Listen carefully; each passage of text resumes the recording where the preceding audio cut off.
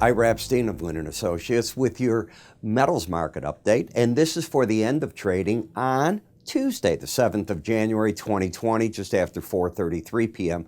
Central Time. Well, as you can see, an up day in the metals, and in fact, they were even better than this going into the late trade. Apparently, the U.S. is discussing amongst however we do it in the U.S., the different parts of the president's administration, what kind of sanctions the U.S. would put on Iraq, not Iran, Iraq, if they forced our soldiers out.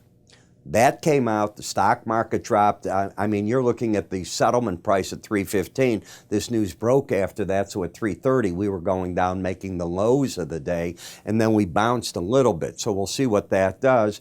But there's just so much at play that the metal markets are acting good. Now, if you look at the low in the Fed gold, I said yesterday I thought the market was going to make a run and try to fill in a gap. We'll take a look at what that did. That did not happen, though, in GLD. And that's a sign that this market's building momentum to the upside even further. You know, when you get a gap in a market and it tries to fill it and it doesn't, should you get an upside gap again, it's called a breakaway gap. So you always got to be remembering those things.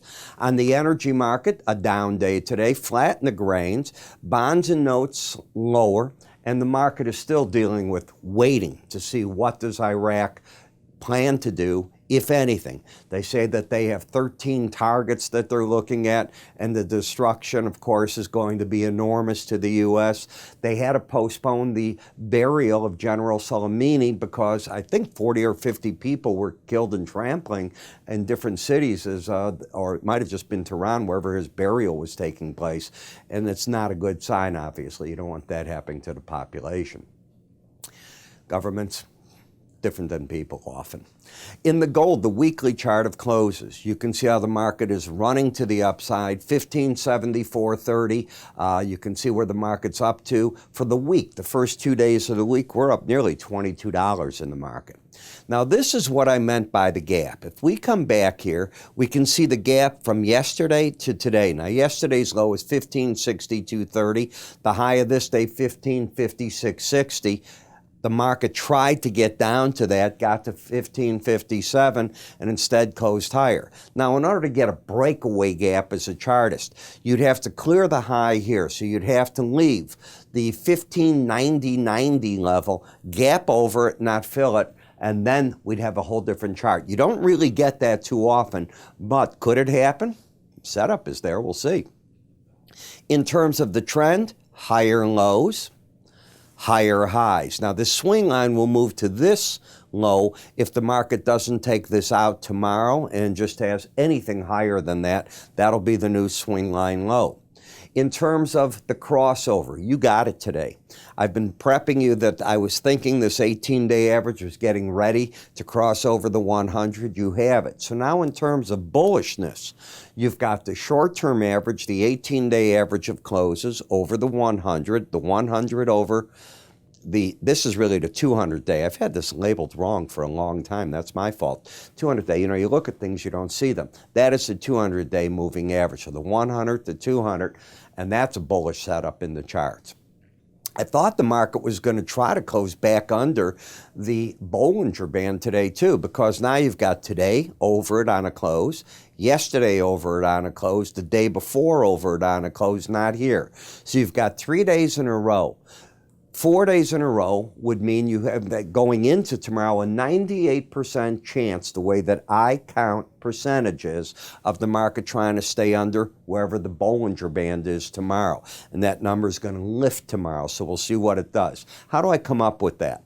My rule of thumb, and it's simply a rule of thumb, folks, there's no magic to it, is that 5% of the time, which is not a rule of thumb, the market will trade over or under a Bollinger Band.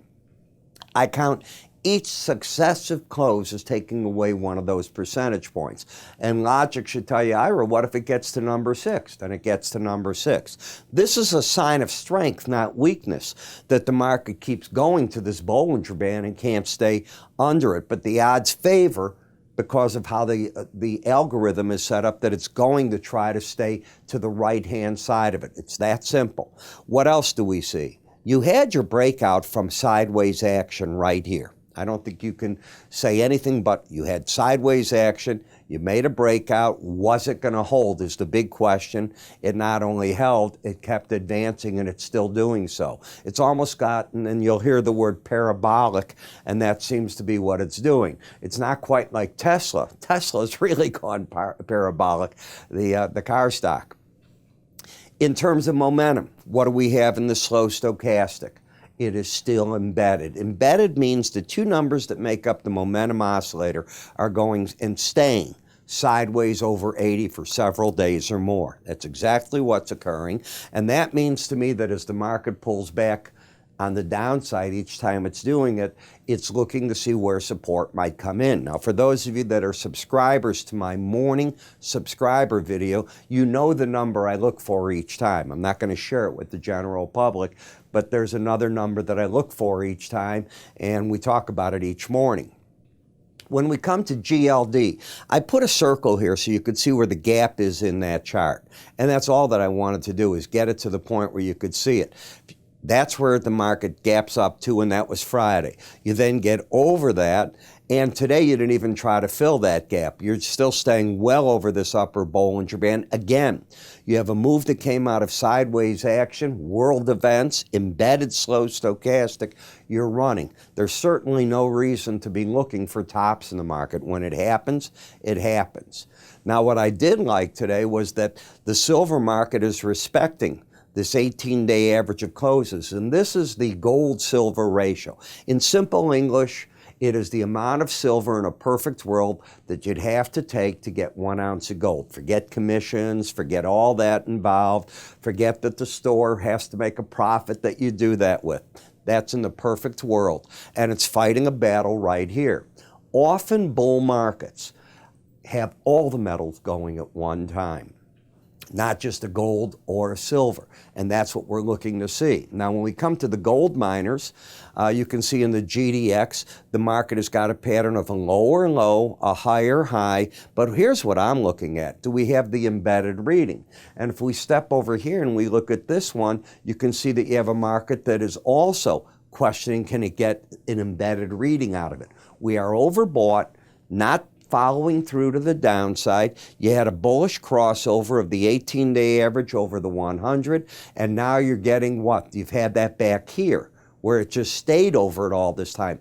And that's very, very friendly, these markets. It's proving to itself that the miners are still in very good shape. Silver market today, and I like what the silver did. It was starting to arc down yesterday. Never did close with the two numbers under, or even one of them back under 80. So you have your embedded reading. The market hit resistance at the upper Bollinger Band. Generally speaking, the first challenge of an upper or lower Bollinger Band is met by pros taking some money off the table. That's what I teach, and that's what I'll stay with. Well, the market came down, made a lower and low today, found support. Again, for those of you that look at the morning subscriber video, look again in the morning. You'll see me talking about this because it held very key areas. Now the question is it ready to run even further? Bullishness is certainly there.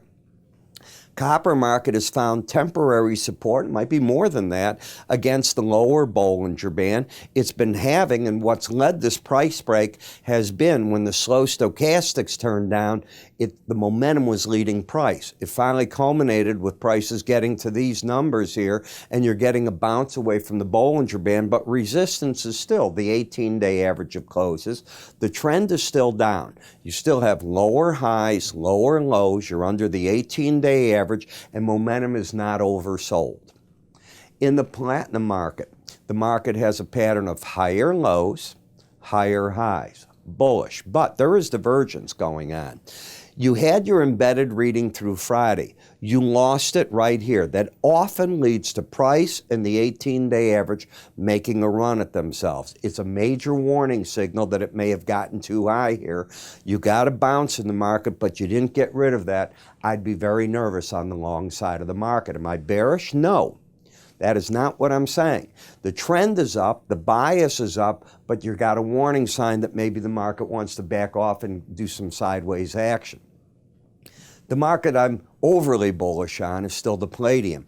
This is a run, nobody that is short on the close of business today. Well, I guess if you sold the very high at 2023 with the close at 2014.30, somebody's got a couple of dollar profit in there if they're short. But basically speaking, everybody under this price is underwater, and this market just keeps running to the upside. Improving economics worldwide could be interesting. You've got to keep your eye on this market, that the fact that you're running at a deficit in world supply to what we're using at this point. And of course, the market has got its own life as it catches people that are short, and how do they get out of the market?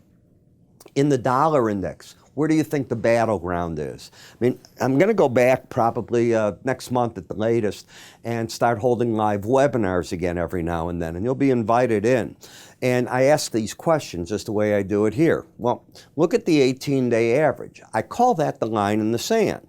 And where's the support? The lower Bollinger Band. So the market came down, found resistance, 100-day average, backed off. Now the pattern is one of lower highs but a higher low. You do see that. So I'm going to say the market neutralized itself overall. It's fighting a battle looking for what the next direction is going to be against that 18-day average. Today's high of 96.7950 is a double top against 2 days ago when we got to that number. Where is it? Right here. That was last Friday. And you're just fighting your battle. If you get over that number for the short term, you'll have higher lows, higher highs, close over that number. The bulls grab control of the market, resistance back up here. For the time being, I don't know who's controlling the market, so that gets to always be interesting. We talk about this and a lot more in the research that we put out at Linn and Associates. We've got many years of doing this. We don't talk here, hey, the firm's got 200 years because this guy's got 20 years, this guy's got 5 years, and you got 50 brokers. You add that up, nah. A lot of us here have years, decades of experience in the markets, and we try to offer it to our clientele. Now, I write my own research reports. Linn writes another set of them. You might want to take a look at how they work out through that.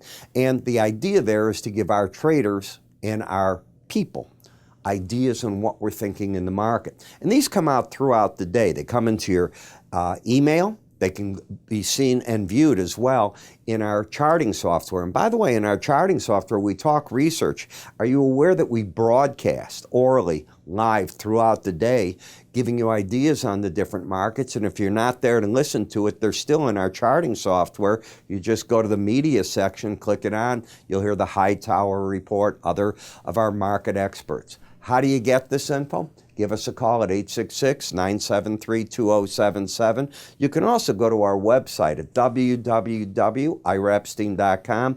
Bottom right, you'll see free trials. Click up here, free trials, and away you go. I'm Ira Epstein. You have a good day. Thanks for watching. I'll see you tomorrow.